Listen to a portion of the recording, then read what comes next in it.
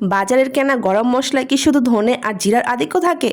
আসল শাহী ফ্লেভার কি সেখানে উধাও? আজ আমরা ঘরেই তৈরি করব আধা কেজি বা 500 গ্রাম একদম খাঁটি শাহী গরম মশলা।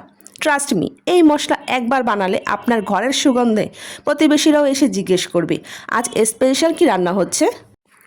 আধা কেজি শাহী গরম মশলা তৈরির জন্য আমি এখানে নিয়েছি একদম বাছাই করা সব গোটা মশলা। তার সাথে আছে 3টা জয়ফল, যেগুলোকে খোসা ফাটিয়ে শুধু ফলটুকু ভেঙে সব মশলার সাথে দিয়ে দিব। এখন মশলাগুলো ভাজার জন্য চুলায় একটা বড় সাইজের পাত্র নিয়ে পাত্রটাকে 5 মিনিট গরম করে নেব। তারপর চুলার আঁচ কমিয়ে এর মধ্যে প্রথমে দিয়ে দেব টুকরো করা দারুচিনি 100 গ্রাম, 12টি তেজপাতা চিড়ে দিয়ে দিচ্ছি।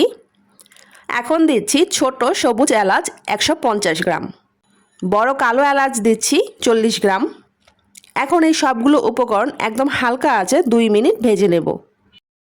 প্রথমে আমি সময় বেশি লাগে এরকম উপকরণগুলো আগে ভেজে নিচ্ছি। 2 মিনিট ভাজার পর এর মধ্যে 50 গ্রাম লবঙ্গ, ধনিয়া 25 গ্রাম, স্টার অ্যানিস 16টি, কালো গোলমরিচ দিচ্ছি 30 গ্রাম, 3টা আস্ত জয়ফল খোসা ছাড়িয়ে ভেঙে দিয়ে দিচ্ছি, যেটা আমি আগে দেখিয়েছিলাম। এখন দিচ্ছি জিরা 25 গ্রাম, শাহি জিরা দিয়ে দিব 30 গ্রাম, আর জয়ত্রী দিচ্ছি 25 গ্রাম। এখন আবারও হালকা আঁচে ভেজে নেব যতক্ষণ না মশলা থেকে সুন্দর একটা অ্যারোমা বের হয়। কিছুক্ষণ পরপর নেড়ে নেড়ে ভাজতে হবে যাতে করে মশলাগুলো নিচ থেকে পুড়ে না যায়। মশলাগুলো ভাজা হয়ে গেছে, এখন চুলাটা অফ করে অপেক্ষা করব মশলাগুলো যাতে হালকা ঠান্ডা হয়ে যায়। হালকা ঠান্ডা হওয়ার পর একটি গ্রাইন্ডার জগের মধ্যে অল্প অল্প করে মশলাগুলো নিয়ে নিচ্ছি। এখন ব্লেন্ড করে মিহি একটা গুঁড়ো করে নিতে হবে।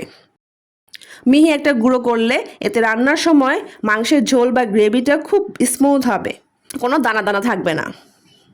দেখুন তৈরি হয়ে গেল আমাদের খাঁটি শাহী গরম মশলা। এই মশলাটি যে কোনো এয়ারটাইট কাচের বয়ামে রাখলে 6 মাস থেকে 1 বছর পর্যন্ত সুগন্ধ একদম ঠিক থাকবে। বিরিয়ানি, রোস্ট বা যে কোনো মাংসের রান্নায় অল্প একটু দিলেই কিন্তু পুরো বাড়ি সুগন্ধে ভরে উঠবে।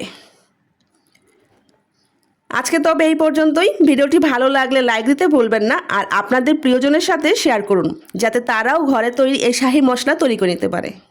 আর এই মশলা দিয়ে রান্নার পর স্বাদ কেমন হলো তা অবশ্যই কমেন্টে জানাবেন। দেখা হবে আগামী ভিডিওতে। আল্লাহ হাফেজ।